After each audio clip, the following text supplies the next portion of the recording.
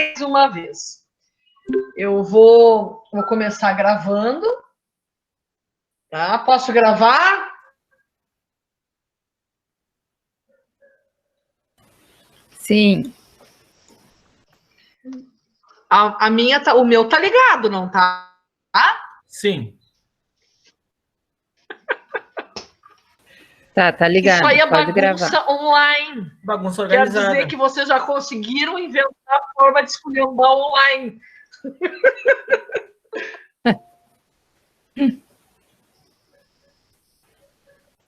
Sempre tem um jeito. Fábio, tá de aniversário, Fábio? A Dani? Que bom. A Dani tá de aniversário.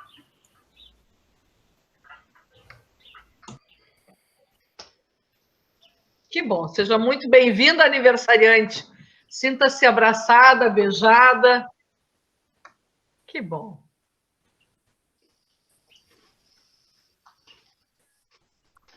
Ô, Cris, eu acho que às vezes tu fala e não tá saindo som. Ou aqui tá meio travado, não sei. Já estamos com bastante gente aí, já estamos com Eu acho que aí, Fábio, tá saindo. Quem é que quer cantar? Ah, então o meu tá bugado hoje. Quer dar entrada para todo mundo cantar? Vou cantar com todo mundo, parabéns. Essa Vamos data. lá, vamos ver. Vamos ver que cadelança vai dar isso aí. Parabéns. Vamos abrir os microfones. Eu vou dar a entrada, cara. Vou entrar num momento aqui. Misericórdia. Rodrigo, abre teu microfone. Válidas. Agora vem. Eu? Meu Deus. Eu não preparado já. O meu também não tá lá muito bom. Ó, vou dar a entrada, tá? Atenção.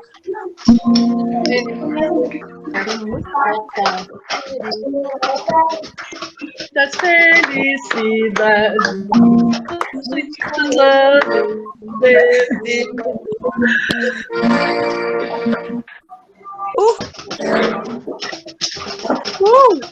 Muito bom!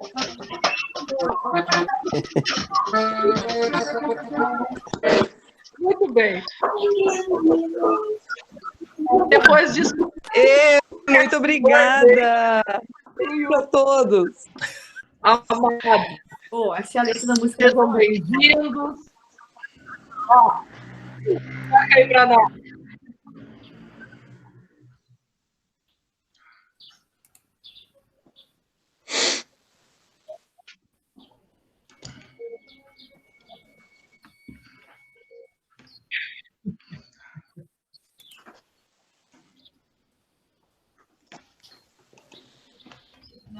Rítmico e multitonal, exatamente.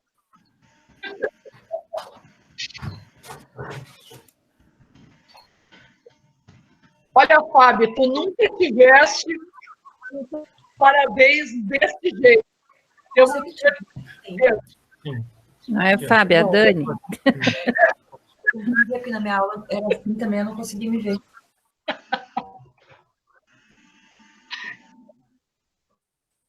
Que bom. Então, sim. Vamos começar.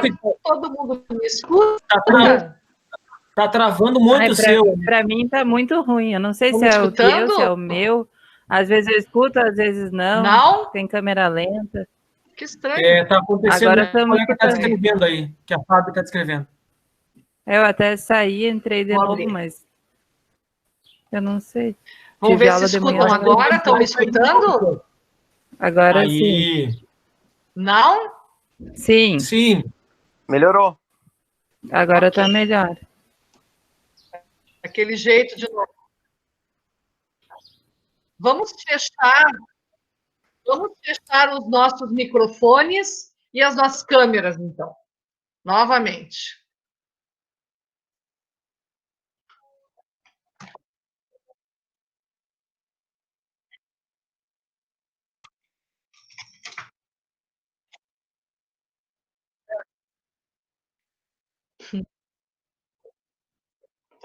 Certo?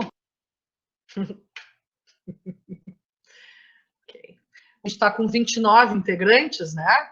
Então tá. Giacomo, todos estão com as câmeras fechadas. Consegue, Elisalma, fechar a tua?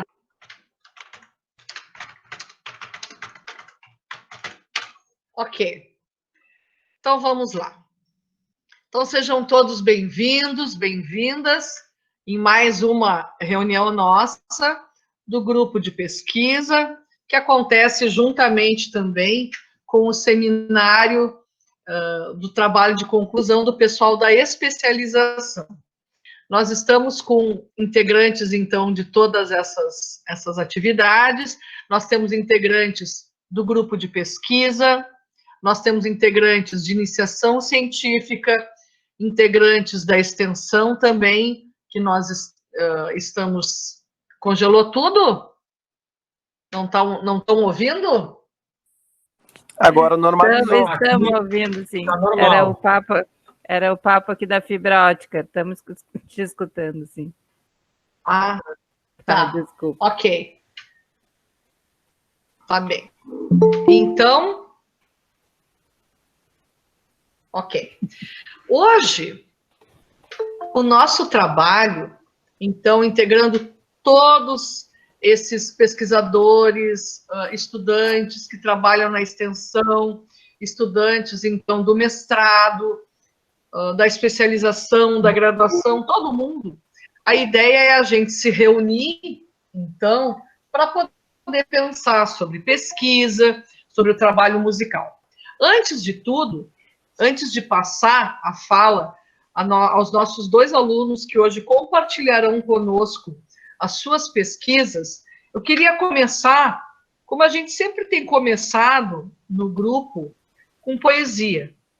Gostaria de trazer para vocês um poeta que ele é muito importante, é um poeta que tem já um reconhecimento bastante grande, que é o Luiz de Miranda. Não sei se já ouviram falar sobre ele. Antes de eu continuar, tudo certo com a... Estão me escutando? Sim, sim. Ok, que bom. Senão eu fico falando sozinha aqui, ninguém me escuta, isso é muito triste. Mas vamos lá. O Luiz de Miranda, ele nasceu em Uruguaiana, na fronteira com a Argentina. E ao completar, então, 40 anos de poesia, que já tem, então é um cara bastante conhecido, enfim, ele tem reconhecido ao longo dos anos muito o seu trabalho nacional e internacionalmente. Para vocês terem uma ideia, o Moacir Scliar, lá nos idos de 1985, trazia algumas considerações sobre ele, e eu vou dizer para vocês. Nesta cidade, vive outra cidade, que é Porto Alegre, diz Luiz de Miranda. E é esta outra Porto Alegre que ele, então, nos convida a descobrir. Um convite irresistível. Primeiro, porque feito com paixão. Segundo, porque feito com arte. E o Luiz de Miranda, ele tem, então, vários materiais, tá? Eu vou mostrar para vocês Porto Alegre, Roteiro da Paixão, que é esse livrinho aqui, publicado pela Prefeitura de Porto Alegre, na editora da cidade, então. A poesia número 9 deste livro, que fala sobre Porto Alegre. Então, vou compartilhar com vocês. Que é a cidade que eu nasci. Apesar de que eu moro em Gravataí, é a minha cidade. Porto Alegre, Porto Alegre. Alegria em nós que precisamos, desço a Avenida Borges de Medeiros, com os sintomas da solidão. A sorte da vida num veículo de poucos haveres, com vínculos suspensos pela morte. Tentando romper o torpor da tarde, viajo. As constelações da ausência, as lâmpadas do amor.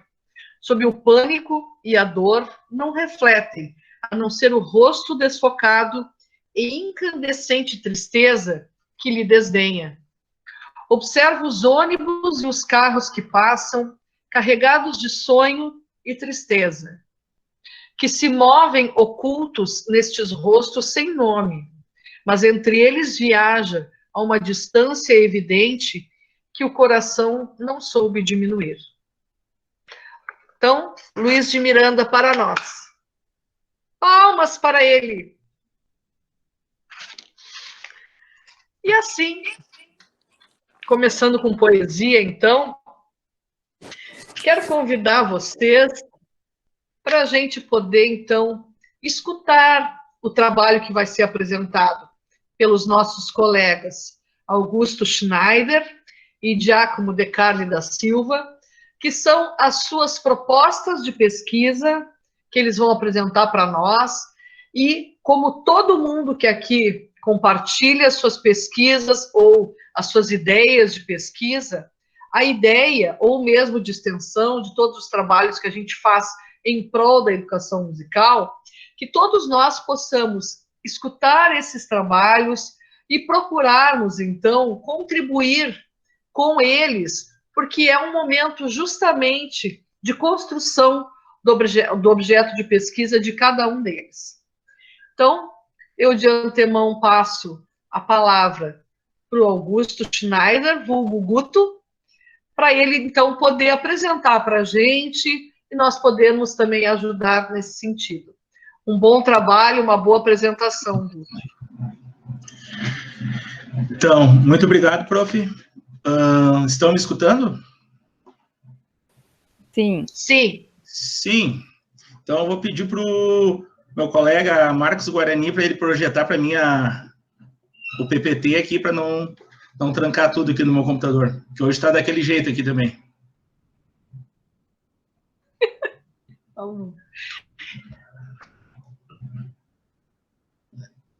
Muito bom, guri. Então, tá jóia, vou iniciar. Bom, gente, para quem não me conhece, eu sou Augusto Schneider, vulgo Guto, que nem a prof falou, para diferenciar muito do nosso professor Augusto Souto também, né? Então, faço parte do curso de especialização em educação musical da Universidade Estadual do Rio Grande do Sul, a UERGS, e eu vou apresentar para vocês agora o meu projeto de pesquisa que está em construção. Na verdade, eu tinha uma outra ideia no semestre passado, mas por conta dessa pandemia, de tudo que aconteceu nesse ano, eu tive que reformular meu projeto. Então, atualmente ele está com o nome Produção Musical na Aprendizagem Remota, um estudo com estudantes de música da Escola SESI em São Leopoldo, Rio Grande do Sul. Guarani, pode passar, por favor? Então, aqui para vocês se situarem como é que vai ser o meu trabalho, eu acho importante trazer um pouco da minha caminhada até então na educação musical. Eu não iniciei na educação, eu venho da música, desde de pequeno eu trabalho com música, com bandas, tocando em eventos, tocando na noite, enfim, eu sempre amei música. Só que chegou uma época que eu comecei a trabalhar com isso e ser minha renda, ser meu emprego, no caso, eu necessitei buscar teoria e estudo. Foi daí que eu encontrei a Faculdade ZEST aqui em São Leopoldo, no qual eu fiz o curso técnico de música em 2005, e aí que eu conheci o que é educação musical, porque foi através desse curso que tem professores que ainda trabalham aqui, que me apresentaram a UERGS. Eles são alunos que saíram da UERGS, começaram a falar o que é uma pós-graduação, o que é um mestrado, o que é um doutorado, que até então eu só entendi de música. E daí, depois que eu me formei, eu já ingressei na UERGS no ano de 2010, quando a UERGS retornou, que tinha dado uma pausa, né? E daí, na faculdade, na universidade, eu fiz os 4 anos de curso, me formei, fiz o meu TCC sobre um assunto que eu gosto muito, que é motivação. Eu analisei o repertório como fator motivacional no aprendizado de teclado e comecei a buscar trabalho, fui atrás de escolas para trabalhar e fazer o que eu estava estudando na época, que era a educação musical. Quero falar aqui que eu estou muito feliz hoje que eu estou apresentando. Eu vi que tem uma moça aqui que foi minha aluna, a Jennifer. E ela foi minha aluna lá em Salvador do Sul, na escola da Dani, aniversariante do dia, na Espaço Mãos Marques. Então, estou bem feliz de as duas estar presentes aqui, eu estar apresentando. E eu acredito que a Jenny entrou muito na UERGS por causa do nosso incentivo lá, sabe? Fico muito feliz. Então, daí eu fui para o trabalho, fui buscar escolas, trabalhei na Cidade da Feliz, Campo Bom, São Sebastião do Caí, São Leopoldo, Porto Alegre, Novo Hamburgo, fui arriscando. Logo depois disso, eu recebi convite para trabalhar com musicalização infantil em escolas particulares, até que eu senti a necessidade de buscar o curso de especialização, porque precisava de mais teoria, mais estudo. Ano passado, eu me inscrevi para especialização e, paralelamente, eu me inscrevi para um edital do concurso da Escola SESI de São Leopoldo, que no final do ano eu recebi o resultado que eu consegui passar, enfim, ingressei na escola.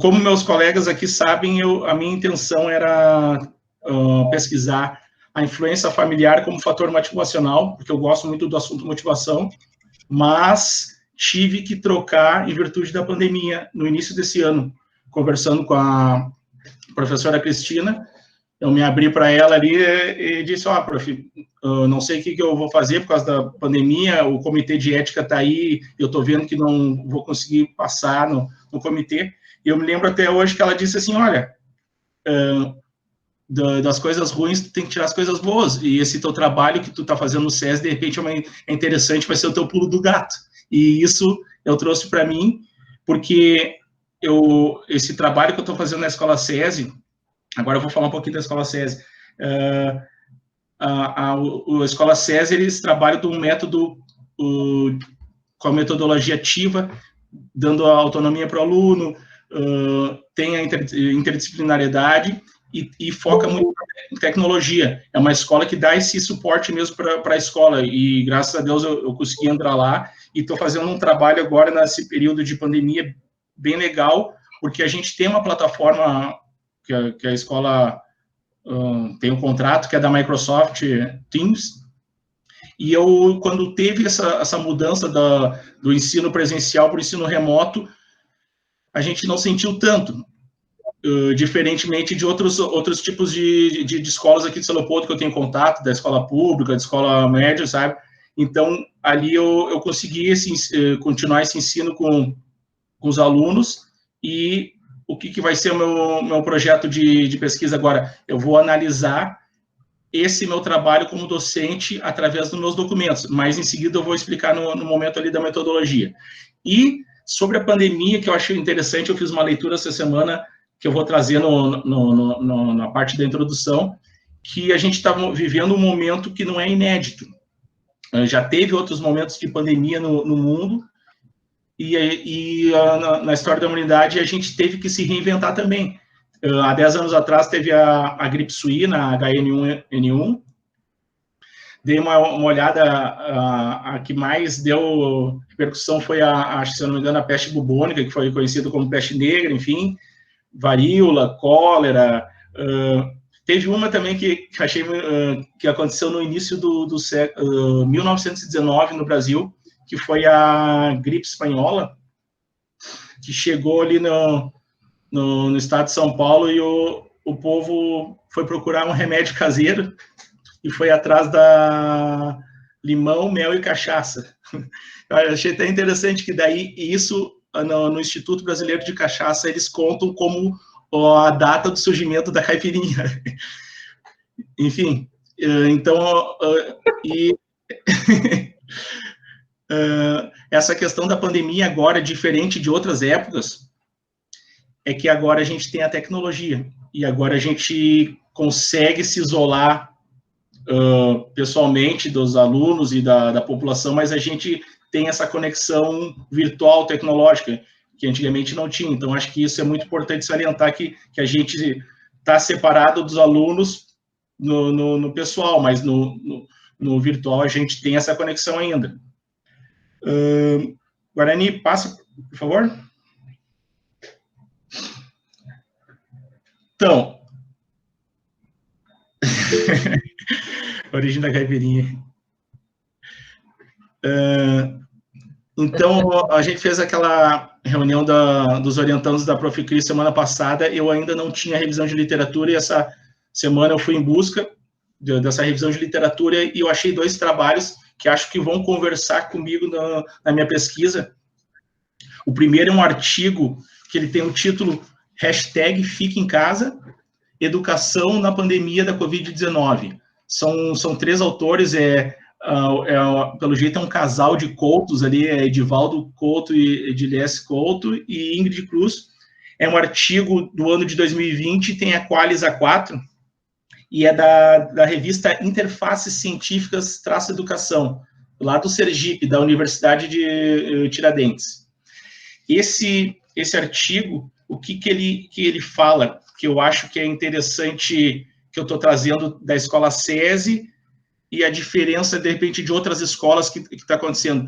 Eles analisam que uma parcela restrita da população que tem acesso à tecnologia, que a grande parcela está desamparada em relação a isso, sabe? A gente vê isso na rede estadual, vê isso na rede municipal. Então, eu trago isso até para conversar com o meu trabalho, que a grande maioria dos alunos estão tendo contato com essa tecnologia. Não são todos, tem alguns que a gente tem que produzir ensino escrito, e eles buscam na escola. Mas a grande maioria está com tecnologia 3G no celular, com Wi-Fi em casa. E o outro trabalho que eu trouxe também que tem a ver comigo é um artigo também que tem como título Engajamento de docentes na educação superior, implementando ensino híbrido. Ali trago os autores, também é de 2020, tem o Qualis A2, e esse artigo achei numa revista chamada E-Curriculum, do programa de pós-graduação da PUC de São Paulo.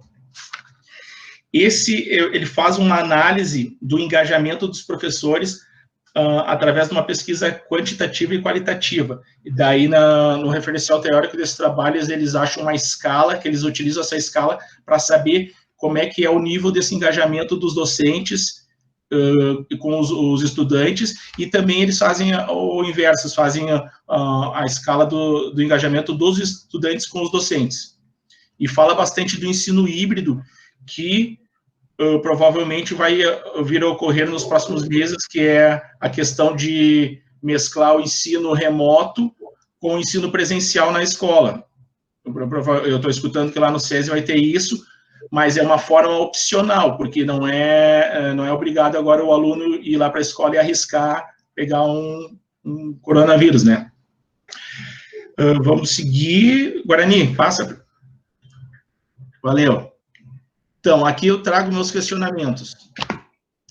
Quais as produções musicais de estudantes de música na aprendizagem remota da Escola SESI Leopoldo? O trabalho pedagógico do professor de música propiciou essas produções musicais? Quais as ferramentas de trabalho pedagógico utilizadas pelo professor de música? As ferramentas pedagógicas utilizadas no trabalho oportunizaram uma interação com os estudantes? E, em caso de ter ocorrido a interação com os estudantes, como isso aconteceu? Então, eu quero analisar essa produção, essa interação dos alunos, né, nesse período de pandemia, no período de ensino remoto, e eu vou trazer documentos para tentar comprovar isso e responder meus questionamentos. Em princípio, esses documentos serão, que nem a gente teve a conversa na orientação, seria o meu relatório pedagógico musical, que eu vou trazer meu plano de aula, meu planejamento, minhas avaliações e o relato se deu certo essa comunicação, esse ensino ou não. Vou fazer essa análise dos documentos, e provavelmente eu vou fazer isso sob a minha ótica, e não sob a ótica dos estudantes nem das famílias, vai ser tendo o meu olhar. Passa, por favor. Então, meu objetivo ficou em investigar a interação dos estudantes nas produções musicais na aprendizagem remota de música sob a ótica do professor. Próximo slide. Como é que vai ser essa metodologia? Vou trabalhar com abordagem qualitativa, daí ali eu trago os autores Gil, 1995, Neves, 1996, Ginter, 2006, Guerra e Silveira, 2009. O método, que nem eu falei antes, eu vou fazer essa pesquisa documental, que eu vou analisar esses documentos para... Na verdade, esses documentos, eu tinha uma outra intenção, eu queria trazer, de repente, a música que eles estão compondo, que eles estão trabalhando nessa época de pandemia, vídeos, mas tem muita questão do comitê de ética, então, por enquanto, eu estou nessa fase de fugir do comitê de ética. De repente, eu mude a minha pesquisa conforme for o andar da carruagem. Técnica de coleta de dados, então, vai ser essa coleta dos documentos, e a minha técnica de análise de dados, eu vou usar a análise de conteúdo com o referencial do Moraes, 1999. Por favor, passa. Então, como a minha pesquisa está bem no início, por enquanto, eu só tenho certeza de um referencial teórico, que é a educação musical, me baseando no Kramer, 2000, e eu deixei em vermelho a motivação, porque foi meu referencial teórico do TCC, por mais que na conversa semana passada eu estava querendo fugir, mas eu gosto desse assunto, e eu até essa semana comecei a bolar uma nova estratégia para essa minha pesquisa, que eu vou conversar com a Cristina mais tarde, e provavelmente eu vou inserir essa motivação na minha pesquisa. Pode passar, por favor? Aqui eu fiz um cronograma me baseando do mês de julho para diante, que vai, agora no mês de julho seria a minha proposta de pesquisa, eu estou elaborando ela. Depois eu coloquei 3 meses para revisão de literatura, não sei se é suficiente, de repente um pouquinho mais. Metodologia eu já estipulei, mas claro, de repente eu posso vir a mudar, eu também deixei 3 meses. Fundamentação teórica também, da mesma forma, deixei um tempo a mais, porque de repente eu encontro outros referenciais mais interessantes até o final do ano. Essa coleta de dados eu já tenho bastante material em mãos, então botei só 3 meses, posso modificar também. Depois da coleta de dados eu vou fazer essa análise dos documentos, né, ali por setembro e outubro. A escrita do artigo eu botei todos os meses até então, porque eu já iniciei essa escrita desde o semestre passado, eu já estava aproveitando a escrita do meu tema anterior. Orientação percorre todos esses meses, que a professora já está me orientando. Agora, eu não sei se a data correta da apresentação da banca e das correções, entrega final, se está correta aquela data, mas eu coloquei janeiro, correções fevereiro, entrega final fevereiro, enfim. Pode passar, por favor. E as minhas referências que eu usei até então na pesquisa. Como eu disse a vocês, eu estou bem no início da pesquisa, com ideias ainda de mudar, mas eu acho que como eu botei no grupo ali, eu estou servindo de cobaia, então eu aceito, eu sou aberto a opiniões, a críticas, a comentários, quem quiser me ajudar, eu estou aceitando ideias. Tá bom, pessoal? Muito obrigado. E finalizo aqui. Muito obrigada, Guto. Parabéns. Estou aqui batendo palmas. Parabéns, excelente, muito bom, querido. Agora, então, a gente abre para esse momento que é muito importante, momento da gente estar contribuindo com o Guto nesse trabalho. Quem que gostaria de compartilhar? Thaís, querida. Fala, Thaís.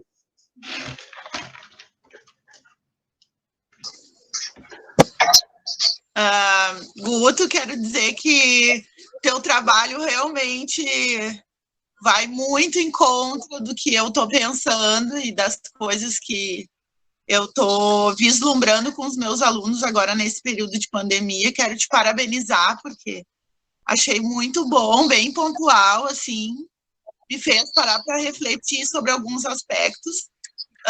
gostaria de solicitar se tu pudesse me enviar esse primeiro artigo que fala hashtag Fica em Casa, mas eu quero te ajudar.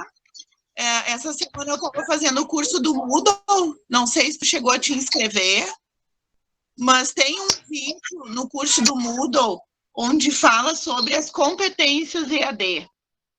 E dentro dessas competências EAD tem um tópico que eu acho que vai ser bem pontual para ti, que fala sobre a automotivação. E não é a questão da motivação, né, fora corpórea, né, mas é a automotivação. Essa é uma competência que tem a ver com esse período digital e de afastamento social do qual a gente está vivendo. Então, de repente, se tu criasse esse viés sobre a automotivação, acho que ia continuar contribuindo para o teu trabalho, e a vida somar, e não ia ser muito diferente daquilo que tu vinha buscando com relação à motivação, né? É isso. Thaís, então eu vou falar para ti, falar para a turma e falar para a prof. Essa semana eu me identifico com o relatório, com os documentos, mas eu acredito que eu tenho um trabalho que eu tenho feito com os alunos que vai ser o pulo do gato que a prof falou. Todas as sextas eu estou fazendo um encontro pela nossa plataforma com os alunos, e eu estou fazendo um encontro muito mais motivador com eles, que nem a gente faz essa reunião, só que eu estou fazendo um mini show de talentos com alguns alunos, que eu inicio essa reunião tocando algumas músicas, daí eu abro para eles fazer comentário, para adivinhar qual tema de filme que eu toquei, qual música do momento que eu estou tocando, e passo a bola para eles desafiando, agora a aluna tal, quero ver se tu vai abrir a câmera e vai tocar. E é muito legal esse trabalho, porque no início, quando eu comecei lá em abril, maio, eles estavam super tímidos, tipo, quando a gente não quer ligar a câmera aqui, não quer falar de vergonha. E tu acredita que agora, nas últimas semanas, assim, eles estão, assim, eles já entram na reunião ligando, falando, eles já entram tocando, sabe? Já trabalhei isso com eles. E nesse momento que tá todos os profs desmotivados, inclusive eu, para mim é o meu gás da semana. Eu até falo isso para os alunos e eles também falam, que eu termino a semana em alto astral, com essa oficina que a gente está promovendo, que é algo, digamos, musical e motivacional. Então, essa ideia que eu iria passar para a Prof. Cris depois, para ver de que forma eu posso inserir isso no trabalho, porque é algo que está me motivando e é verdadeiro, é o que eu estou fazendo de verdade, sabe? Eu acho que isso seria... Mas, Guto, tu já parou para pensar que é a tua automotivação, a determinação para a motivação dos alunos? Que tu teve que desenvolver essa competência, né, EAD, literalmente, para poder gerar motivação nos alunos. Me manda, Thaís, por favor. Uhum. Perfeito. Excelente. E, Guto, só para não deixar, depois eu me esqueço de falar isso, esse teu material, então, isso que tu estás fazendo, tá? Que são o teu trabalho com a sala de aula.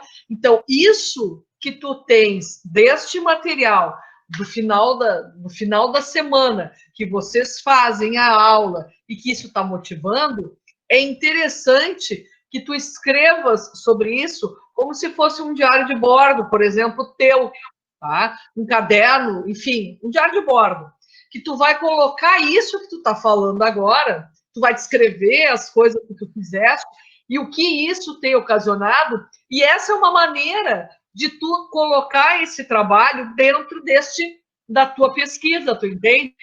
É um material teu, é um documento teu. Tu continuas com a metodologia de coleta de documentos, é uma pesquisa documental, cujo um dos documentos é esse teu diário de bordo, entende? Inclusive, eu tenho um registro, eu gravo também as reuniões, eu tenho todas as aulas gravadas num arquivo aqui. De repente, se eu transcrevesse, de repente, algumas falas... Com certeza. Bem interessante. Material riquíssimo. Quem mais quer contribuir? Parabéns. Quem mais quer contribuir? Comentar? Enquanto o pessoal se agita aí para falar, Esse isso cara. que o Guto falou. Oi? Posso falar um pouquinho, É bem Cristina? importante o que ele traz, que é esse desafio, né? Daqui a pouco a gente tá mal, enfim, aquilo ali não tá legal. E essa coisa que eu costumo dizer para vocês é horrível para a vida, mas para a pesquisa é interessante. Olha quantas descobertas a gente está tendo nesse momento. Porque a dor ensina a gemer, né? A gente sabe disso, o ditado popular, ele é muito verdadeiro. Então, na marra, a gente está tendo que inventar coisas. E daqui a pouco são coisas que nós, ao voltarmos à vida, entre aspas, normal, não deixaremos de todo de fazer. São coisas que serão incorporadas à nossa vida. E isso é importante. E o que a Thaís traz também é muito importante, que houve uma motivação intrínseca tua, de acordo com Bandura, né? E que tu estás, então, compartilhando com os teus alunos, então isso vai ser uma motivação para eles extrínseca e que eles também vão nutrir dentro deles. Isso vai ser extremamente importante, né? É um aprendizado para toda a vida. Marcos, tu queria falar, meu amor?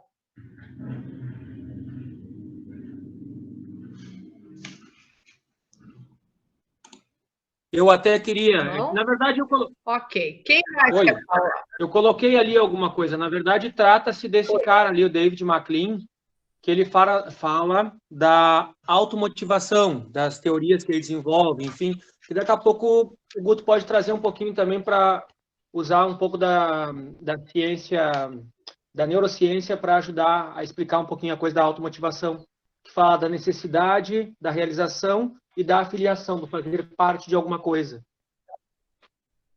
Ótimo. Pertencer a um grupo, enfim, é uma referência bem forte atual. Ótimo. E além disso que o Marcos está dizendo, também é importante, Guto, tu dar uma olhada o que o grupo da URGS, do pós-graduação ali, coordenado pela doutora Liane Hent, que tem vários materiais, tu já tinhas visto isso, né? Se tem algum outro material, que eles trabalham nessa perspectiva da motivação, né? Tanto nacional quanto internacionalmente, também bem importante. Muito bom, excelente, assim, várias possibilidades temos aí. Não sei se alguém mais quer comentar. Oi, prof, o Daniel. Ótimo. Acho que, Baguto, bem legal, assim, essa coisa que tu comenta sobre o que é de verdade pra gente, né? Eu vejo que isso é primordial, assim, quando a gente vai fazer uma pesquisa, né? Fazer algo que realmente faça sentido, não só para os outros, mas, num primeiro momento, para nós, né? Porque isso parte da gente. Então, acho bem legal isso que tu toca, assim.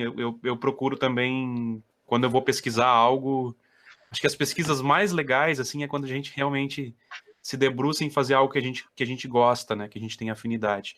Muito legal. Isso aí.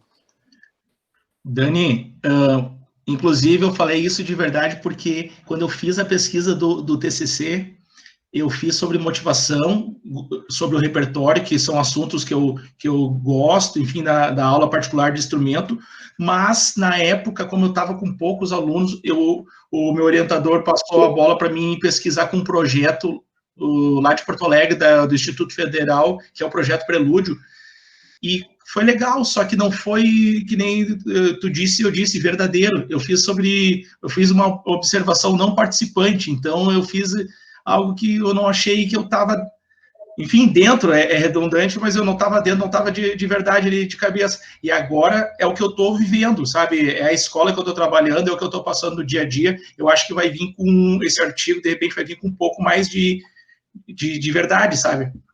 Foi bem isso. Show! Muito bom. Que bom, Augusto, que tu fala sobre isso, porque isso vai ao encontro de uma das coisas que eu tenho trazido e que falava antes na nossa reunião da especialização, especificamente, né, e que eu trago para agora, que a pesquisa, ela tem que surgir da nossa vida, ela tem que estar conectada a gente, e principalmente por causa dos problemas ou dos nossos questionamentos, ou na busca de resolução às questões que são a nós impostas. E isso se torna verdadeiro, e além de se tornar verdadeiro, é importante porque faz parte da vida da gente e vai solucionar os nossos problemas. Porque o que acontece? Há uma grande crítica, e vocês estão vendo isso, né, em relação às pesquisas realizadas no Brasil, que muitas vezes o pessoal diz que é uma faseção de pesquisa sem muita consistência. Claro que nós temos muitas pesquisas que não são nesse sentido, mas temos outras tantas que infelizmente são.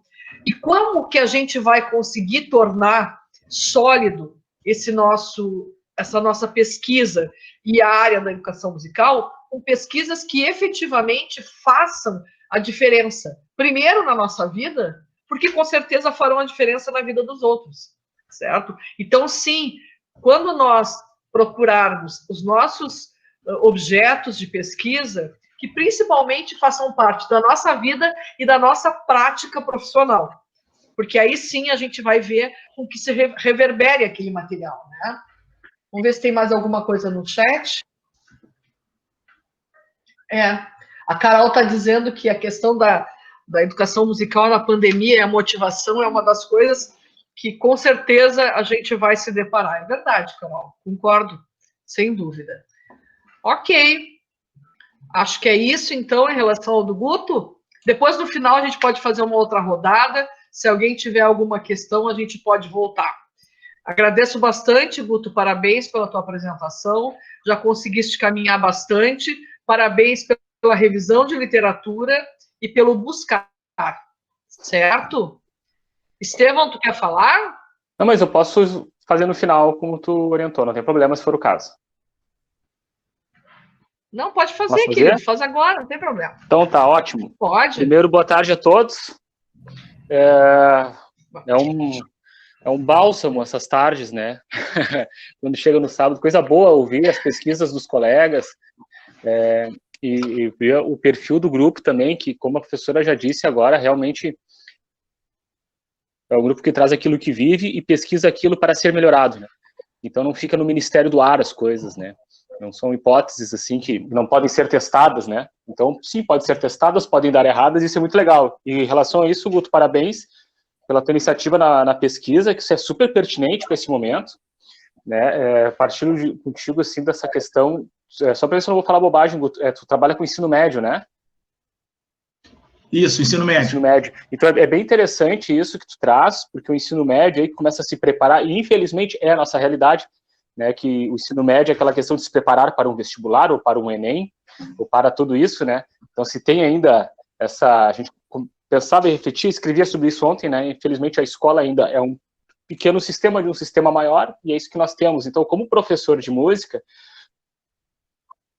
como se inserir dentro desse grupo, dessa galera, e fazer com que eles tenham não só a automotivação, mas a motivação de querer fazer essas aulas e empenhar-se nelas. Então, acho que é bem interessante isso que tu traz, nesse momento de pandemia.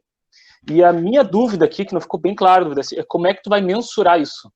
Essa é a minha dúvida só. Não ficou claro para mim, não sei se para os outros colegas, mas como é que tu vai mensurar isso? Como é que tu vai trazer esse dado, isso de uma forma concreta para analisar, até para que no final, e uma coisa que eu vejo que é legal, que tu tem uma identificação com a instituição, a gente percebe na forma como tu fala, isso é muito importante, né? Para que haja também esse cuidado na autoavaliação também, né? Então, não sei como é que tu vai fazer isso, como é que tu vai mensurar isso. Bom, essa questão da motivação é uma ideia recente dessa semana, ainda não sei como é que eu vou trazer, enfim, se eu vou ter que trazer pelos vídeos, eu teria que passar pelo comitê de ética, enfim, toda essa avaliação, né? Mas aí eu vou ter que conversar com a professora Cristina a partir de agora, né, para ver de que forma eu vou analisar, trazer esses dados e eles serem válidos para pesquisa, no caso, né? Ainda não testei tempo. Posso então sugerir algumas ideias? Deve. Tá, por exemplo, que eu também passo por isso, né? O ensino privado ele seguiu, né? Desde março ali com as aulas remotas, né? E a maior preocupação era essa, né? Como manter a gurizada ativa e realizando as atividades, as propostas, né? Então, eu não sei se tu passa trabalhos avaliativos, não sei se tu solicita algum tipo de demanda para que eles te devolvam. Eu acho que isso seria um parâmetro que tu poderia ter, o percentual de entregas e devolutivas, pode ser, tá? E a participação em relação a conteúdos na aula, dos conteúdos abordados, como tu trabalha, de que forma como isso também é apresentado e é trazido, né? A participação dos estudantes, dessa maneira, eu acho que é um ponto de partida, tá? É uma boa sugestão. Tu tem o Teams ali, se tu tem o Teams, tá? Se tu tem o Teams ali, né, como falou Microsoft Teams, vocês devem ter o pacote Office lá, né? Então tem o Forms dentro do pacote Office, o Forms, que é um formulário lá, e ele já te dá ali a estatística para a turma ali, né? Que é uma forma também, um conteúdo que tu trabalhou e tu quer fazer um trabalho avaliativo para saber as dúvidas que ficaram sobre alguns pontos trabalhados, né? E tu delimita ali, sei lá, 2 semanas para responder, e tu vai saber ao final lá quantos responderam do total, né? E se daqui a pouquinho realmente foi absorvido os conteúdos ali, ou se ficou muitas dúvidas em relação aos percentuais, tu vai ter isso aí. É uma forma de também mensurar, né? Se o pessoal realmente está motivado a estudar a música, né, como componente curricular no ensino médio. Acho que é uma proposta, um ponto de partida. Bom, se isso serve como material, eu já fiz forms pelo próprio Teams e pelo forms do Google. Também já trabalhei com aquele formulário, que é idêntico ali, só que muda a empresa. Não, perfeito. Acho que aí tu já tem bastante dados ali, se são conteúdos que tu trabalhou, e até para analisar essa questão o pessoal tem que estar querendo fazer. Eu, como pai, por exemplo, eu tenho um menino de 7 anos, né? E tem determinadas aulas que, na realidade, a gente... Perfeito. Desculpa. Perfeito. Então, isso é bem importante que tu está dizendo, que são todos materiais que o Guto já tem. Então, todos esses materiais podem se constituir, e a gente nomeia como caderno, né? Sei lá, caderno dos fóruns, não sei o quê. Caderno de campo, né? O caderno dele de anotações, que ele pode dar o nome que ele quiser. Então, ele já tem esse material que ele já fez. O que ele vai fazer? Ele vai ir nestes documentos e vai pegar todo esse material. E, ao fazer essa espécie de quantitativo, que é importante também, não é que seja uma pesquisa quantitativa, e não é o que tu quiseste dizer, Estevão, eu sei, né? Mas ele vai usar esses quantitativos num momento, ou numa pesquisa qualitativa, para fundamentar o que ele está dizendo. Bom, então, sei lá, eu fiz 10 atividades, 8 eu consegui que todos os alunos fizessem, estou chutando. Isso é um dado, né? É um dado de que, bom, pode me dizer tal coisa. Enfim, são materiais que tu poderás usar tanto de um lado quanto de outro, certo? Perfeito. Tu queria falar, Guto? Não. Não tenho toda esse percentual de entrega, assim, e participação, mas... Mas, enfim, claro, com certeza. E, Guto, só uma coisa que eu tinha me esquecido e que eu quero trazer é em relação lá aos questionamentos, e eu até vou compartilhar aqui, porque eu fiz um print, só para chamar a atenção daquilo ali. Vamos ver se eu consigo compartilhar. Ok.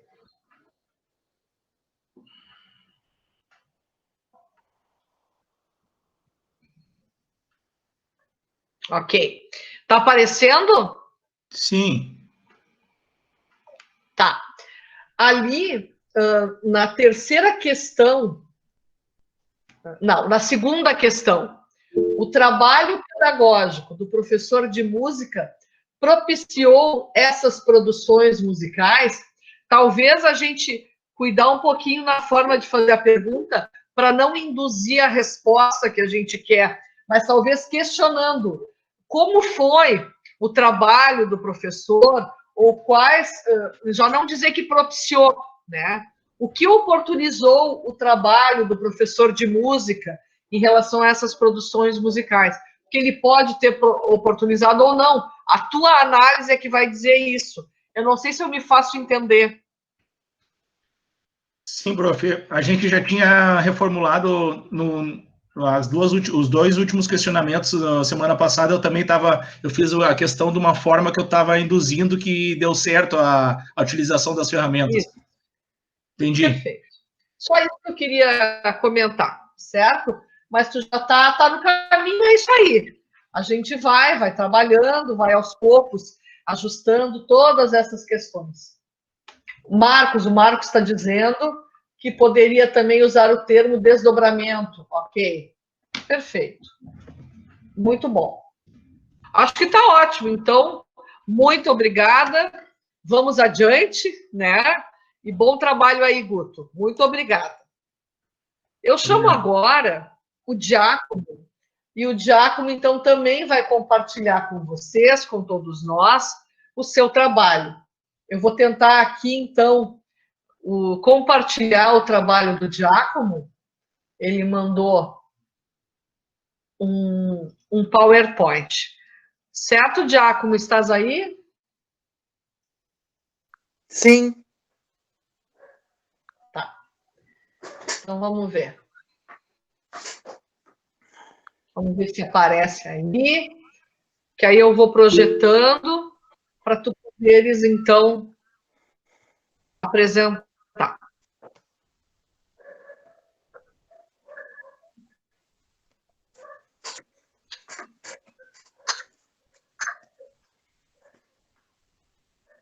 Ok.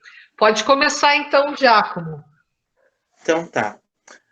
Eu sou o Giacomo e, assim como o Augusto, eu tive que replanejar minha pesquisa. Eu não iria conseguir fazer aquela pesquisa sobre as práticas de conjuntos instrumentais em sala de aula, porque justamente não está tendo aula. Então, a minha nova pesquisa, ela vai se focar em mim. Claro que, muito provavelmente, ela possa abranger alguns alunos que eu tenha, como alunos Asperger e autistas que eu tenho na escola básica. Mas qual é que vai ser o título da minha pesquisa? Ela se chama assim: Transtorno do déficit de atenção e hiperatividade. Uma visão de um estudante e professor de música com TDAH. Pois bem, eu revelo agora para vocês que eu sou portador do transtorno do déficit de atenção e hiperatividade, o TDAH. E muito esse transtorno ele me prejudicou durante a minha vida, tanto escolar, desde a educação infantil até o ensino médio, nos cursos técnicos e na graduação, certo? Então, o foco principal vai ser, no caso da minha vida, nesse trabalho. Até porque vai ficar mais fácil durante essa pandemia. Claro que eu posso trazer e talvez eu traga alguns exemplos de alunos que eu tenha, tá? Então, pode passar, prof.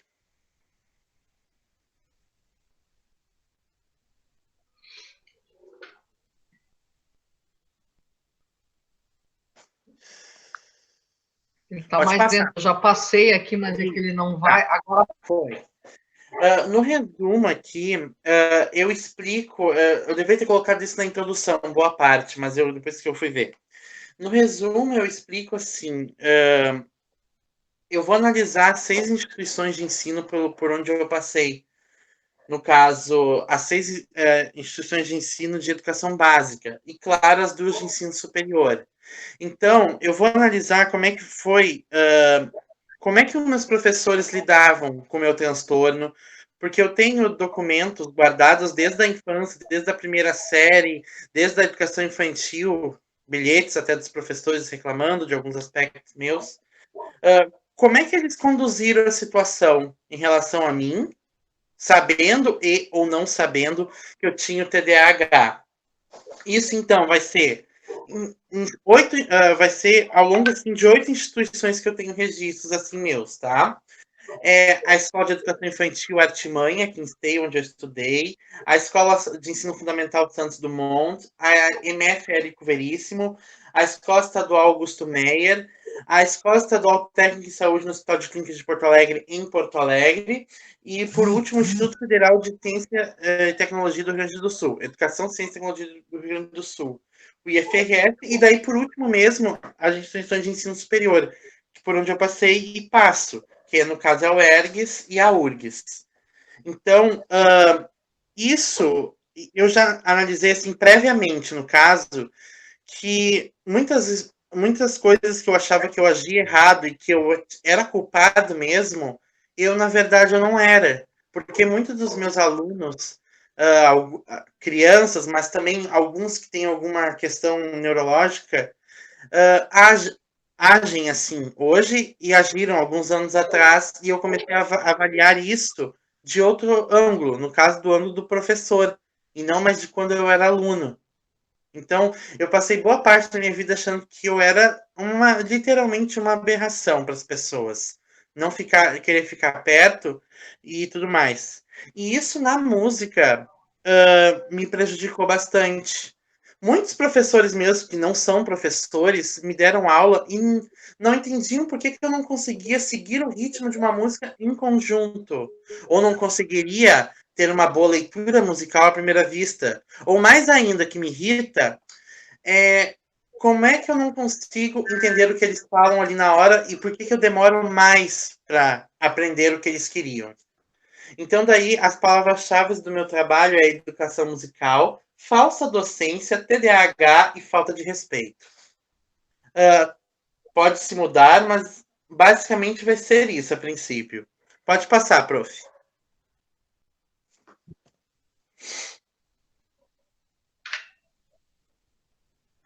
Então, o objetivo do meu trabalho, ele vai ser focado nas experiências vividas, mostrar a realidade do ensino brasileiro no que tange o aprendizado musical, através das experiências que eu tive, e provavelmente eu entrelaço com outras pessoas, outros alunos que eu tive. Por conta do TDAH, nos últimos 10 anos, que eu comecei a estudar música há uns 11 anos atrás, não faz muito tempo. Eu tinha 14 anos e meio, quase 15. Hoje eu vou fazer 26, a recém. Mas, então, eu vou levar levar em consideração toda essa trajetória nas escolas de músicas por onde eu passei. Pode passar, prof.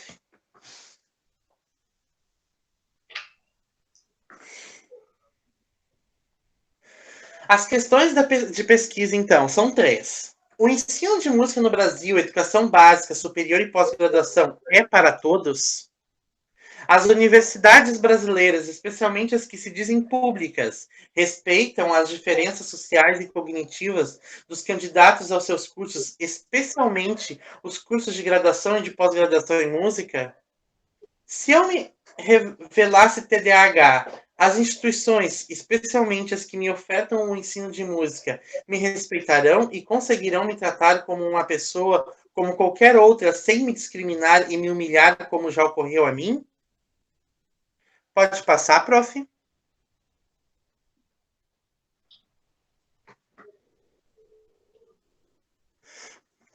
Pois bem, a minha revisão de literatura, inicialmente, ela vai contar com esses 3 livros. Esses 3 livros, eu queria que vocês olhassem muito bem eles. Esses 3 livros, a minha mãe comprou eles para entender o que eu tinha.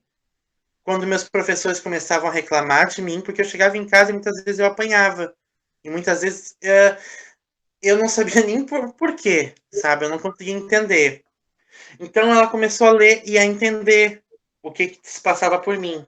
Aquele primeiro livro, Tendências à Distração, ele é um livro de 1999. O livro Transtorno, Déficit de Atenção e Hiperatividade TDAH é de 2002 e o Mentes Inquietas é de 2003. Ele é a 16ª edição.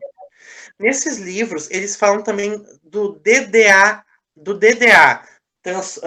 distúrbio do déficit de atenção, é outra forma de se chamar o TDAH.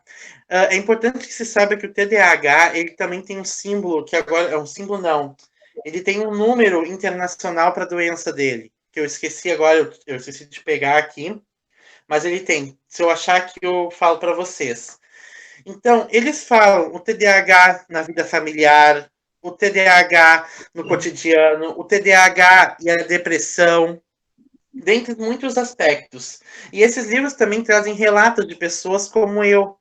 Eu li um pouco deles quando eu tinha uns 15, 16 anos ou até menos, porque era o momento que eu tinha muita dificuldade na escola no que tange a interpretação textual. A língua portuguesa, que foi a única disciplina que eu tinha muita dificuldade na escola, foi essa. As outras eu tinha, mas conseguia aprender.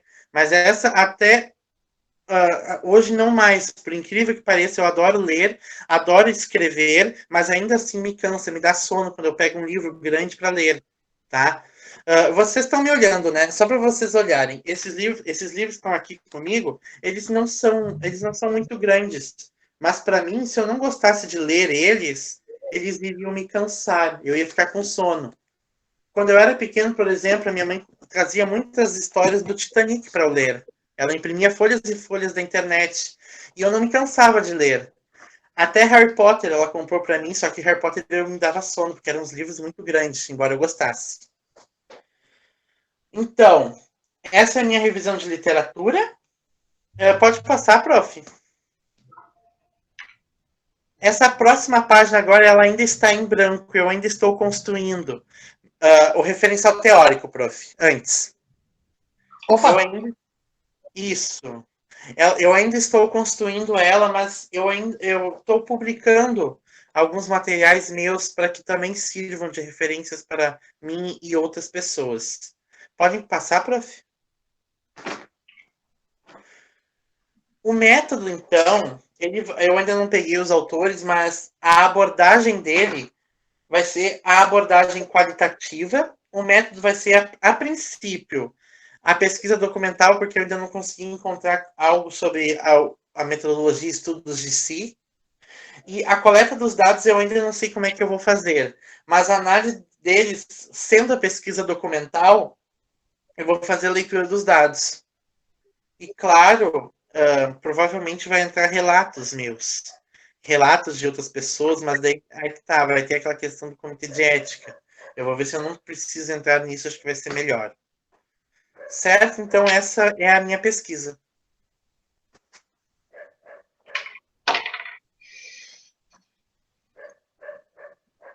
Ok, muito obrigada, Giacomo, parabéns pela tua apresentação.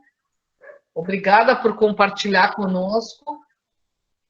Muito bem. Então, temos aí uma pesquisa que eu acho que é um pouco inédita, né? Ou talvez totalmente inédita, no sentido de trazer o material próprio, né? Trazer as dificuldades próprias do pesquisador e analisar nesse sentido, né? Vou deixar vocês falarem um pouco, contribuírem, e depois vamos ver como é que a gente consegue ajudar o Giacomo na continuidade.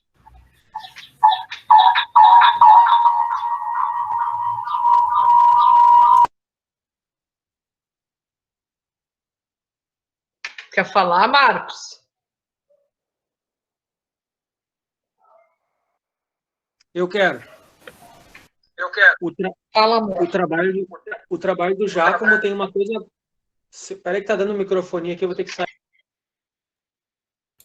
Feito. Agora? Deu.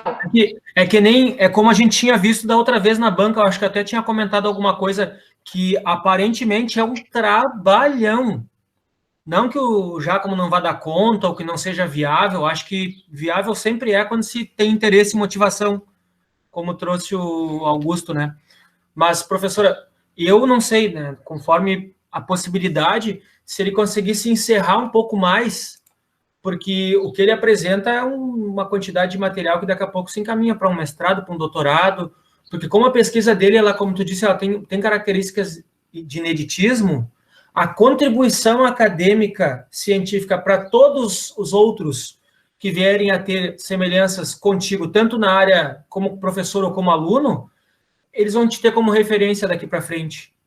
Então, eu não sei como nem por onde, mas daqui a pouco há que se fazer um recorte ou dois, e, enfim, e colocar em anexos algumas coisas de toda a pesquisa que tu já tem, desde quando tu começou a ter aula e encontrar esses problemas em sala de aula. Todas essas contribuições, elas podem vir, porque isso dá margem para para muito trabalho. Penso eu, prof. Essa é a minha contribuição. Perfeito. Acho que sim. Acho que temos que verificar. Claro. Porque ali, eu estou aqui revendo, né, as questões de pesquisa do Giacomo, que ele traz. Deixa eu ver se eu consigo até compartilhar isso para a gente. Tá, vamos ver se eu consigo, para a gente poder ajudar nisso que o Marcos está dizendo, que é essa delimitação, né? Espera aí, deixa eu ver se eu consigo aí.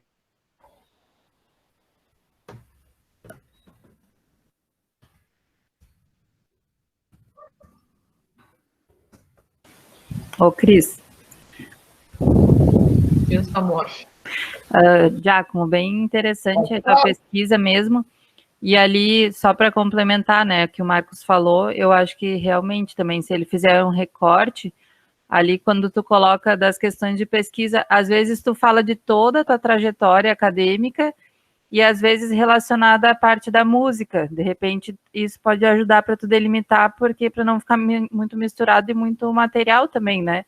Pode acabar não dando conta. Porque para ver o que tu quer saber mesmo, se tem a ver com a tua trajetória enquanto estudante em geral, no ensino, ou o que interferiu na tua aprendizagem de música, ou como professor de música, né? Enfim. Também sugeri ali um livro que tem de Vencendo o TDAH Adulto, que também é um livro novo, bem interessante, que eu li já um pedaço e é muito bom. Exato, ótimo, Fábio, muito obrigada. Porque é isso mesmo, né? Na verdade, assim, ó, pegando as tuas questões ali, o ensino de música no Brasil, educação básica, superior e pós-graduação, é para todos?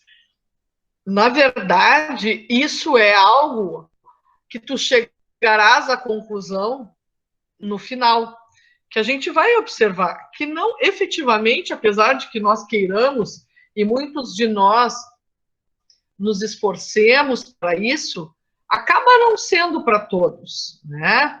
E a gente sabe disso. Então, mas é uma discussão, não é para esquecer isso aqui, mas essa é uma discussão que tu trarás lá nas tuas conclusões a partir do próprio dilema com o qual tu te deparaste e que tu sofreste, né? Então, é importante isso, porque tu vai estar trazendo algo que tu viveste.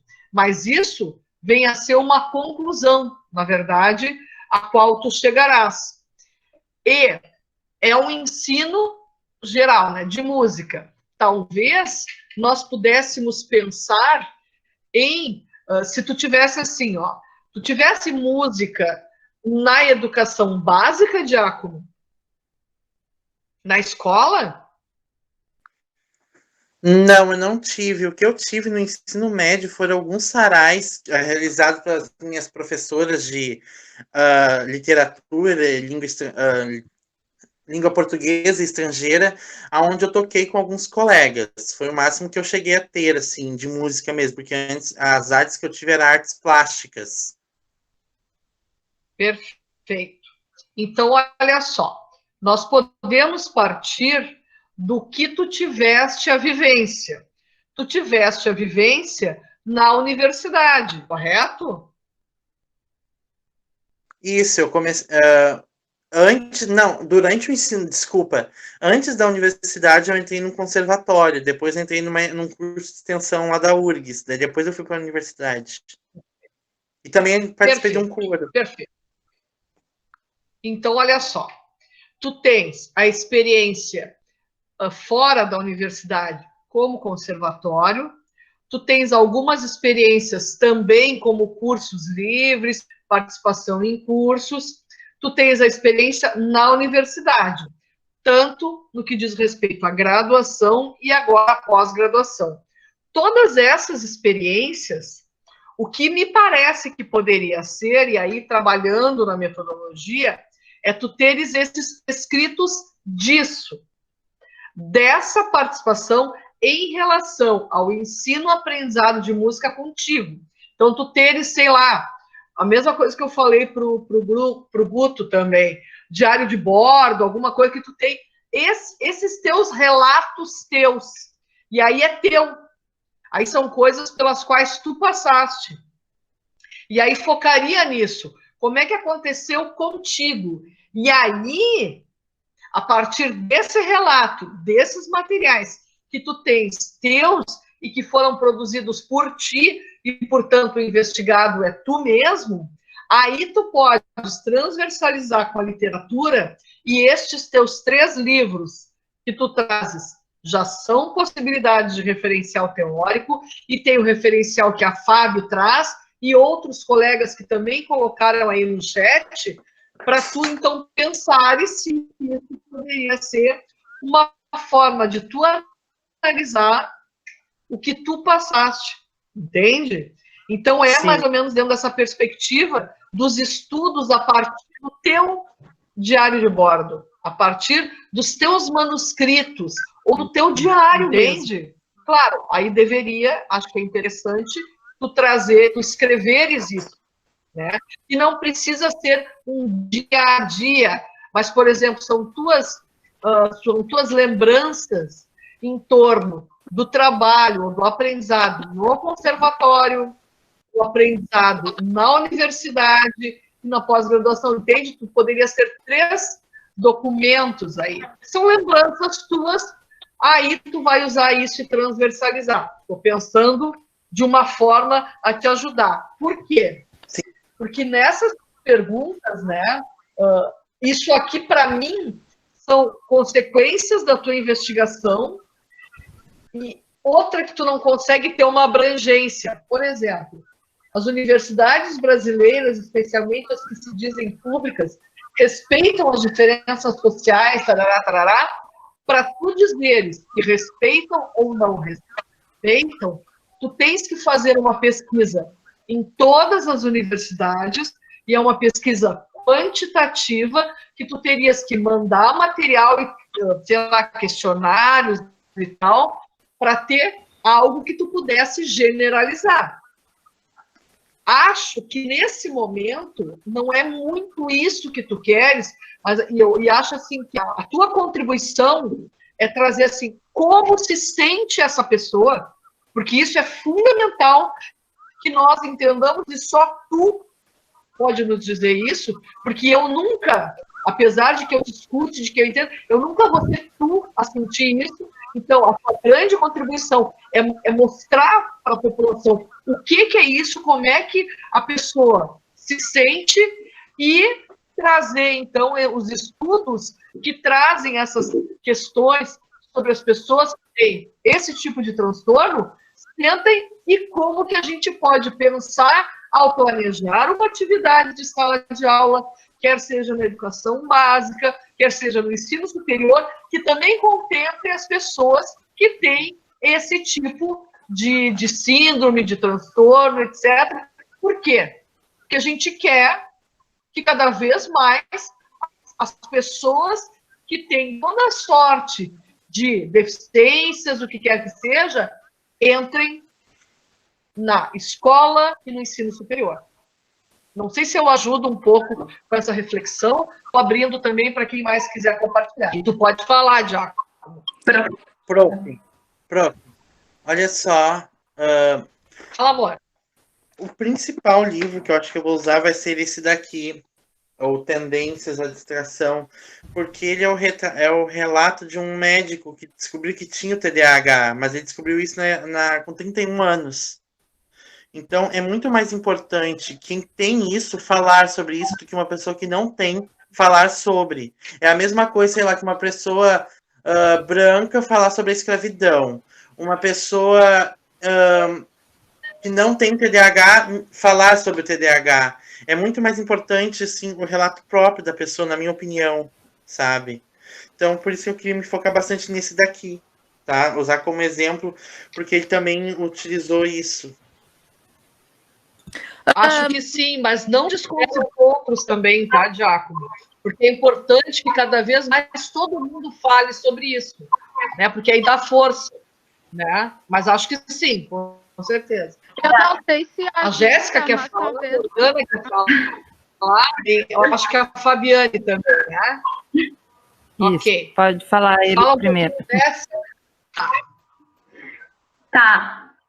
Na verdade, eu acho que seria mais uma questão de abordagem metodológica. Na verdade, tem a Ana Lúcia Louro, que ela pesquisa sobre as pesquisas autobiográficas, né, de narrativas de si. que eu acho que daqui a pouco poderia vir de encontro a isso, e aí a prof. Cristina falou sobre essa questão do diário, né? Eu acho que seria super, super de encontro, assim, com o que ele está trazendo. E aí eu queria sugerir que tem um livro dela que se chama Aulas de Música, Narrativas dos Professores numa Perspectiva Autobiográfica, que aí eu acho que ele poderia trazer toda essa construção enquanto professor de música e tendo esse olhar para o TDAH. Não, nem eu sei falar. Mas, enfim, eu acho que seria uma forma dele conseguir focar também nesse sentido dos diários e de uma metodologia também. Enfim, acho que seria essa minha. Jéssica Almada, bota aí depois no chat o nome, excelente. É isso aí mesmo. É isso aí que a gente está procurando, né, Giacomo?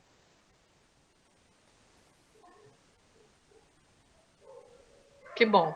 Muito obrigada. Excelente, querida. Uma coisa que eu coloquei ali no resumo, no final, vai até o encontro com a disciplina que o professor Dalton está trabalhando com a gente, que é a educação especial, se eu não me engano.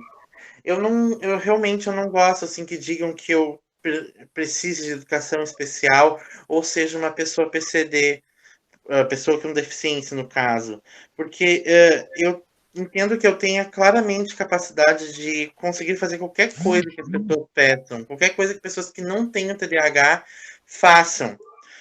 Tá, mas isso eu entendo também porque eu tive tratamento. Já outras pessoas de minha família, pessoas mais velhas, não tiveram tratamento e o transtorno é bem nítido nelas, né? Se percebe quando a gente conversa com elas. Então, eu realmente eu não gosto de me incluir na educação especial, nem na educação inclusiva. Para mim, eu consigo ficar junto de todos. E é isso que eu busco, assim como professor. Não é querer assim, tudo bem, eu até faço atividades diferenciadas para alguns alunos, só que o que eu busco é que todos compartilhem da mesma experiência e tentem, pelo menos, da mesma forma. Não sejam assim diferenciados por nada, sabe? Seja normal olhar para as pessoas, com deficiência ou sem deficiência. Simplesmente a gente vai lá e faz a educação acontecer. É isso que eu busco. Eu sei que é difícil, mas é o que eu proponho em sala de aula. Não sei se eu me fiz entender. Que barato, Giacomo, excelente. Olha só, acho isso muito importante e isso, que bom que a gente está gravando isso, que depois tu pode reescutar e rever esse nosso encontro de hoje, e tu vais poder trazer isso que tu fala, que eu não quero ser tratado assim, porque eu também posso, eu também consigo, tu tens que colocar nas tuas conclusões, tu entende? Porque é isso. Porque senão a gente fica sempre tentando tratar de uma maneira diferente, porque a gente não sabe, nós não temos isso, então a gente vai tratar de um outro jeito. Mas então, tu vai estar trazendo um outro olhar. E isso tem que ser dito. Tem que ser dito e tu tens que dizer, e isso tem que constar nas tuas conclusões de uma maneira muito enfática. Entende? Acho importantíssimo isso aí. E parabéns por não te deixar diminuir ou limitar. Né? É isso. Vamos adiante e vamos ver. A gente vai acertar, vai errar, mas é isso. Excelente. Sim, porque perfeito. Eu coloquei ali os inscritos que eu acho que a gente tem. Agora, então, é a Morganinha, a Kremer. Depois é a Fábio, o Estevão e a Rebeca. Por enquanto é isso. Então, vai lá, Morgana. Na verdade, o que eu ia falar vai de encontro com o que a Jéssica disse em relação à metodologia. Eu acho que o método autobiografia é super... Fala, amado, fala! E aí é isso mesmo. E daí a coleta podia ser... Vocês estão me ouvindo? Sim, tá sim. Baixinho. Morgana, tá tão fraco, eu não tô ouvindo. Estão ouvindo agora? Não, há pouco tinha ficado melhor. Isso, fala mais fortinho. Tá. Tá, qualquer coisa eu escrevo no chat, mas o que eu estava dizendo é que vem de encontro com o que a Jéssica disse, que a metodologia poderia ser o método autobiográfico. Eu acho que se encaixa bem, e a coleta de dados podia ser por meio de narrativas autobiográficas e talvez coleta de documentos, talvez ela se encaixe dentro da coleta de narrativas autobiográficas, teria que ler um pouco mais sobre isso, mas eu acho que seria um método bem adequado para essa pesquisa. Que bom, Morgana. Muito obrigada. Excelente contribuição, querida. A Fábio.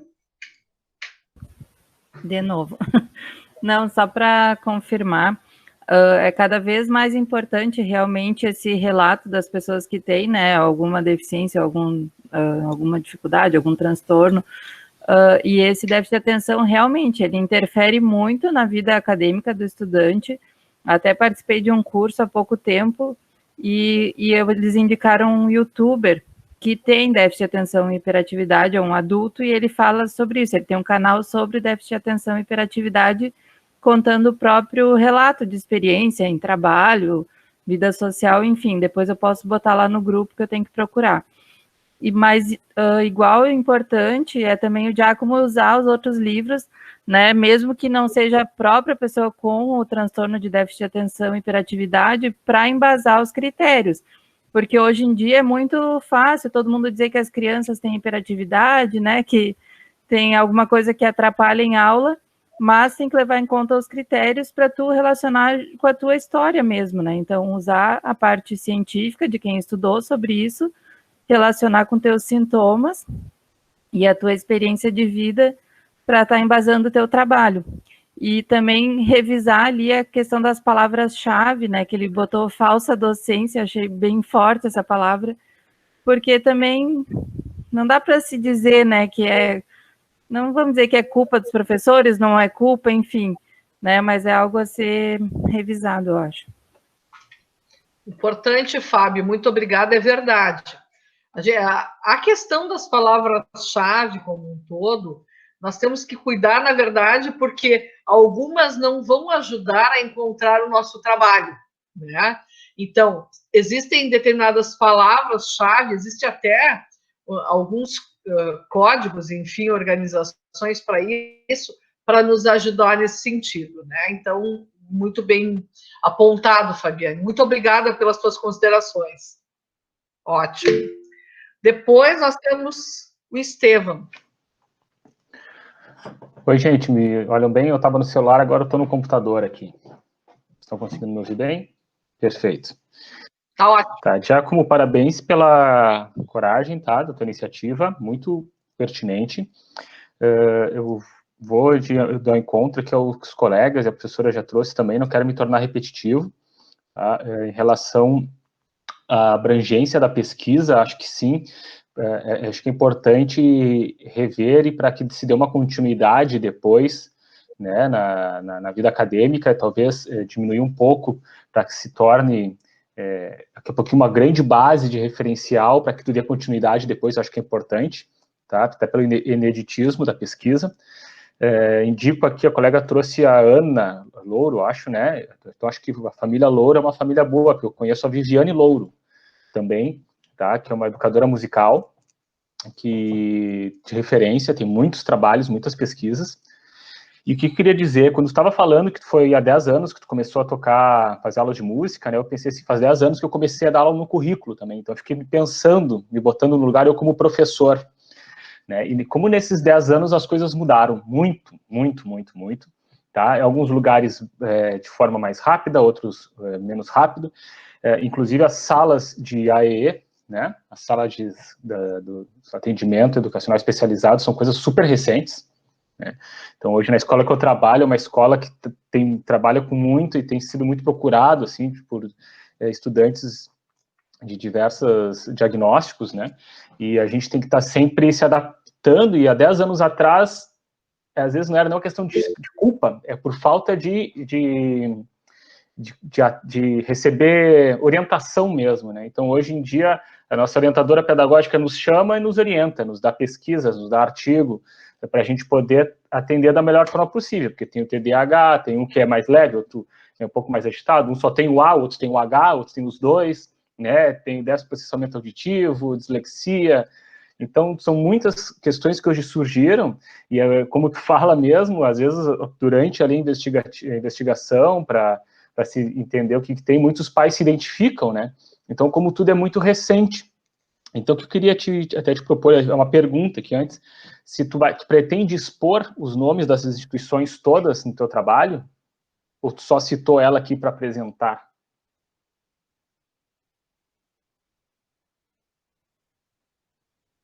Alô?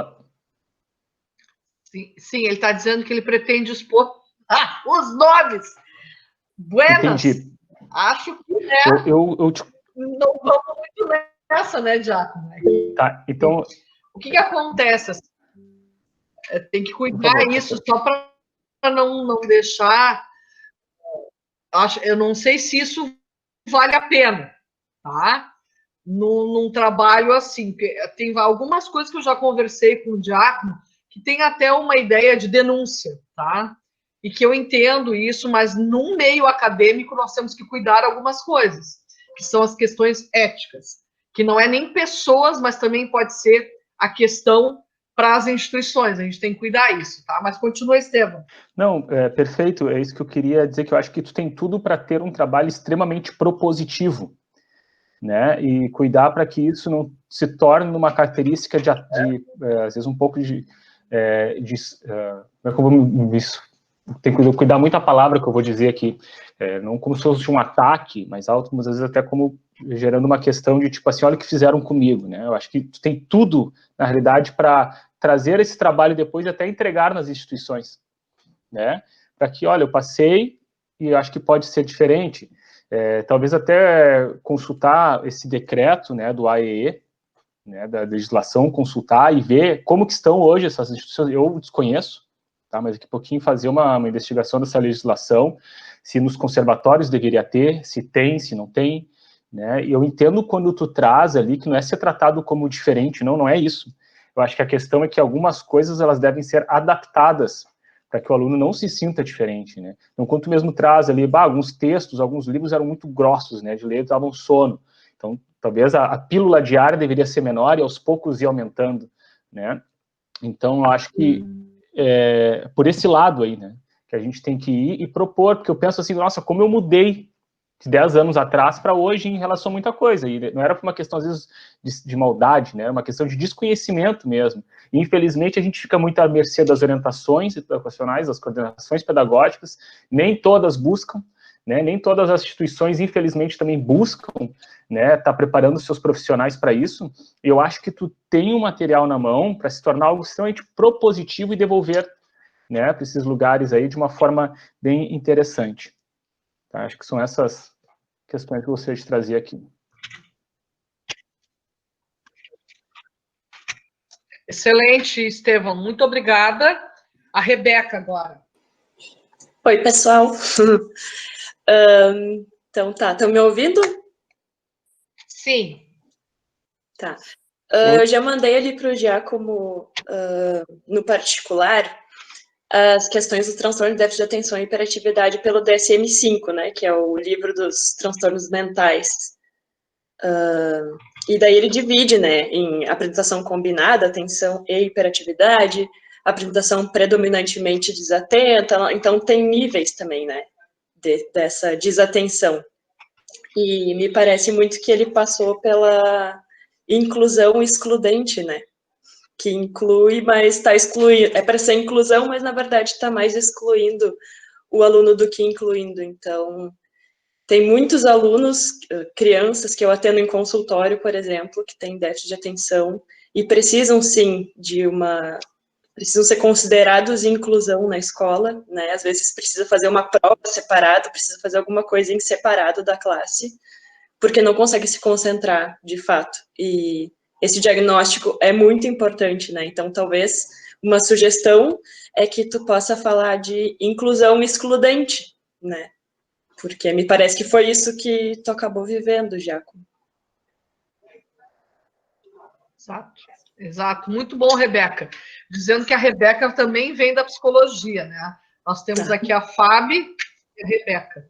Bem importante isso e nos ajuda bastante a pensarmos coletivamente nisso. Excelente. Depois, o Marcos também quer comentar.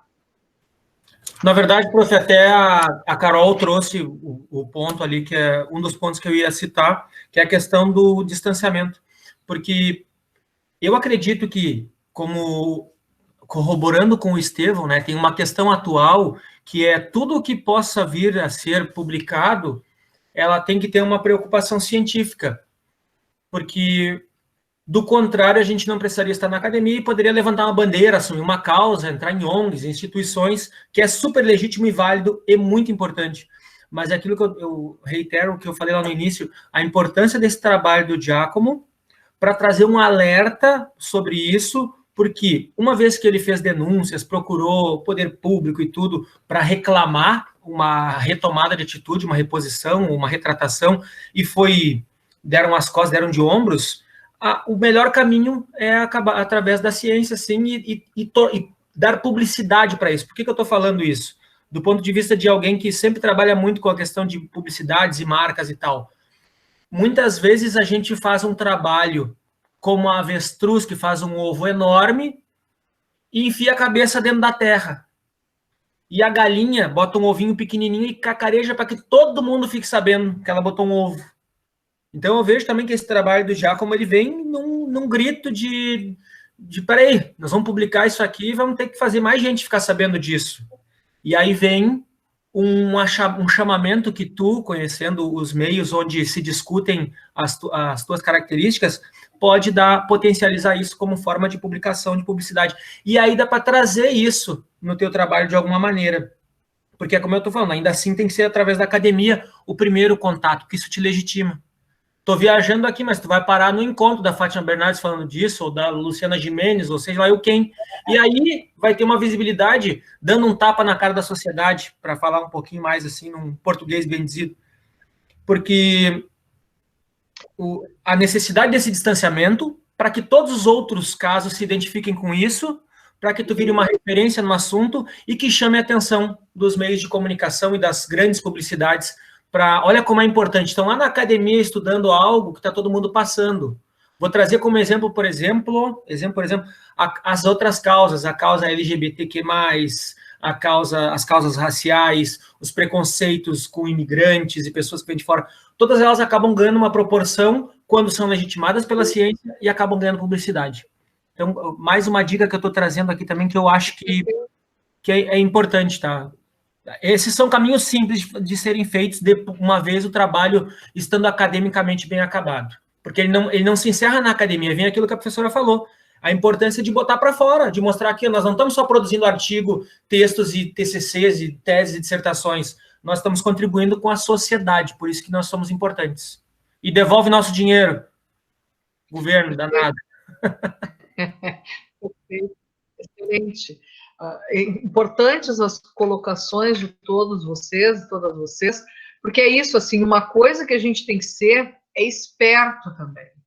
Não adianta muitas vezes a gente bater de frente com determinadas questões, porque não vão nem nos deixar entrar. E o Giacomo sabe o que eu estou dizendo também, porque muitas vezes também, ao submetermos artigos a revistas, a gente acaba nem sendo aceito como publicação, e aí nem dá voz a nada. Nós acabamos ficando, então, na obscuridade. Então, nós temos que ser espertos para nos apropriarmos também destes mecanismos da cientificidade, e eu reitero o que o Marcos está dizendo, o próprio Estevão também, todos vocês e a Fábio, enfim, porque é isso, nós vamos ter... o que a gente quer?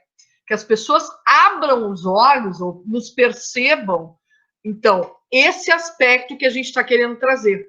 E se nós não falarmos a linguagem que é da academia, porque aí a Fábio até coloca no chat ali, existe o pessoal e existe o acadêmico. Não quer dizer que esses relatos da pessoalidade não venham a aparecer, mas isso tem que ser tratado de forma científica, porque senão nós não estaríamos na academia. E aí estaríamos fazendo a luta de outra maneira, que é importante também, mas que não é esse o espaço. Então, cada espaço tem o seu modo de atuar. Então, se nós vamos trazer, e traremos, esse aspecto que é relevante, volto a dizer, que é algo que alguém que sofre vai estar trazendo, isso tem que ser trazido de uma maneira científica, porque senão vão dizer para a gente que é loucurada. E a gente sabe que é assim. Então, nós temos que ser espertos nesse sentido. Então, acho que tem tudo para ser uma pesquisa importantíssima. E se nós queremos, eu sei que o Giacomo quer isso, que a gente já conversou longamente sobre essas questões, trazer à tona problemas que são dessas instituições, poderá fazê-lo, mas não neste trabalho, entende? E não num trabalho acadêmico, porque não vai ser visto, entende? Não vai ser visto ou vai ser ridicularizado. E aí não é isso que a gente quer. A gente quer que a coisa realmente surta efeito.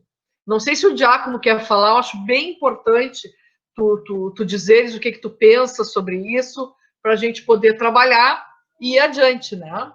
Fala, Amadinho.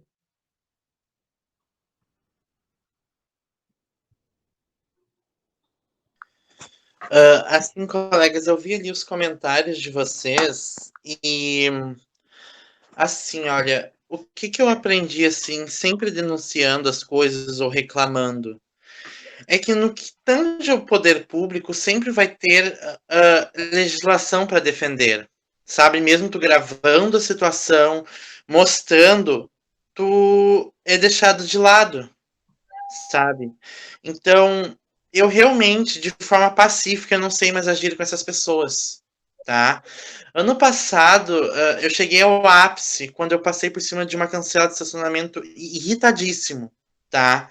Mesmo com todas as provas dizendo que estava errado o que estavam fazendo comigo, e mesmo eles não tendo me ouvido nem antes nem depois deste fato, eu sou taxado de forma registrada em documento como culpado das coisas que eu faço, tá? E mesmo eu tendo gravado toda a situação e nunca ninguém tem me dado voz. Então, a minha única voz que eu tenho é a minha escrita. São os meus livros que eu estou publicando e que eu sei que vai causar um estrago imenso em vários lugares. Mas eu não quero mais me arrepender de pensar nisso. Porque a única coisa que eu vejo assim é que só a guerra ela traz mudanças mesmo. Porque a paz, a gente conversar, explicar, argumentar, trazer legislação, trazer tudo, nada nessa porcaria de país que a gente vive funciona. É tudo uma farsa, na minha opinião, a educação que a gente tem. Pouca coisa se aproveita, tá? E eu tenho que comprovar isso em tudo que eu tô falando. Eu não tô falando da boca para fora. Embora as pessoas só olhem para mim, para minha idade, que eu tenho 25 anos. Elas não olham para o conteúdo que a minha idade já tem. Para a experiência, por onde eu já passei, por o que eu já vivi e tive que aturar. É só isso que as pessoas sabem ver em mim, é a minha idade. E que eu tenho um pai e uma mãe do meu lado. Isso é bom. Mas isso não me inibe de passar por diversas, imensas situações difíceis e desgraçadas com pessoas que não prestam. Então, o meu intuito não é expor as pessoas, mas as instituições sim, porque elas são patrimônio público. Elas devem explicação para mim e devem explicação imensamente para mais de 200 milhões de pessoas que vivem no Brasil. Então, eu não acho que eu esteja saindo da cientificidade. Eu não estou saindo da cientificidade. Eu estou apenas argumentando, até porque nas minhas publicações os documentos oficiais que eu posso utilizar, inclusive de servidores públicos, dentre outros, eu tiro o nome das pessoas. Eu só deixo que elas escreveram e o cargo que elas pertencem. Porque não se tem, sabe, não se tem retorno quando a gente denuncia. Então, pelo menos contar e mostrar para as pessoas o que acontece, eu acho isso muito importante. Eu não me arrependo das coisas que eu faço. Obrigado. Ok. Alguém mais quer comentar? Ok. Silêncio de reflexão. Buenas.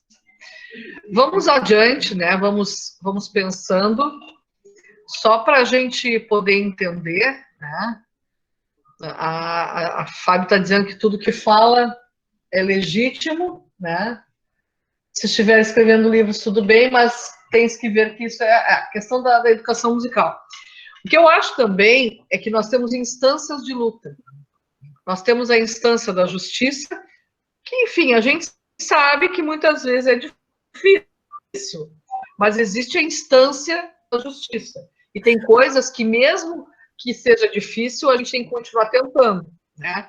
Nós temos também as questões acadêmicas. E existe um modus operandi da academia. E a gente sabe que se a gente não estiver dentro desse modus operandi, a gente está fora. E existem determinados regramentos. Então, isso aos poucos a gente vai amadurecendo, e eu tenho certeza que o trabalho do Giacomo vai ser feito, a gente vai trabalhar junto, e vou trabalhar junto contigo, tu sabe disso, mas tem coisas que podem estar e tem coisas que podem não estar, né? E isso é importante, por quê? Porque a gente tem que ter um jeito de escrita, né? Porque senão a gente não vai ser lido, vocês entendem? É isso. E muitas vezes a gente, eu volto a dizer, a gente vai e não é aceito como publicação. Ninguém vai ler. Oi? Não, quem falou? A questão sou eu, Giacomo. Fala, querido. A questão de ser inscrito, fala, amor. Tranquilo. Tá me ouvindo? Tô, agora tá me ouvindo? A questão de ser escrito de forma acadêmica, científica, a questão de ser escrito de forma acadêmica, científica e profissional, eu entendo e apoio, tá? Ter revisão ortográfica, tudo.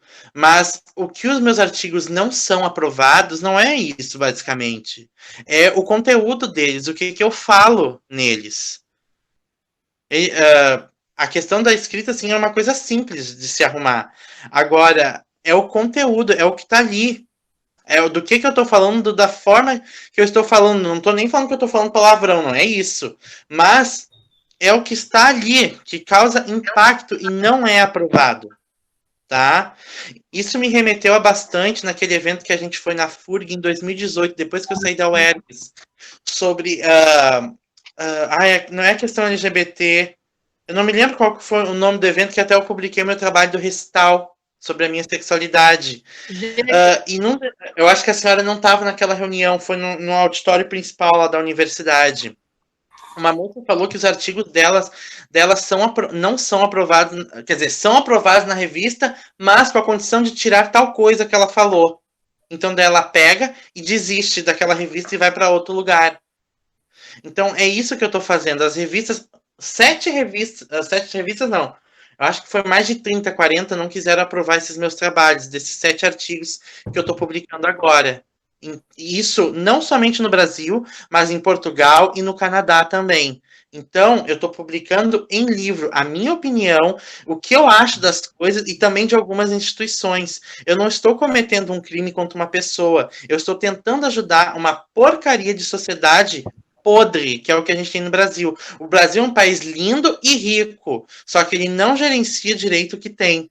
Então, não adianta ficar só falando, degladiando com ignorante no poder, que não vai adiantar nada. O que eu busco agora, pelo menos, antes que eu morra, é registrar a história, registrar os fatos e o que acontece de forma verídica, não maquiada por gente que não entende das coisas. Tá bem? Perfeito. Isso aí, tá bem. Fala, Marcos. Professora, tem uma história que é bem interessante, assim, turma. Eu acho que alguns devem ter visto já, o filme chama Meu Nome é Daniel. O Daniel é um cara que... Eu faço aí uma relação com o professor de arte, a importância. O Daniel. O filme é Meu Nome é Daniel. O Daniel é um cara que ele tem uma deficiência física que os médicos não conseguem um diagnóstico do que é. Então, ele passa a desenvolver um filme. Então, ele pega e faz um filme, produz um filme, que ele é o diretor, ele é o ator, ele é tudo do filme, contando o dia a dia dele, mostrando para as pessoas como é que era. E ele traz ele foi entrevistado aqui pelo Bial, por alguém na TV aí, aí o filme ganhou projeção e a causa dele também. tem uma cena que ele descreve que quando ele era criança, quando tudo começou, quando é que ele virou a chave?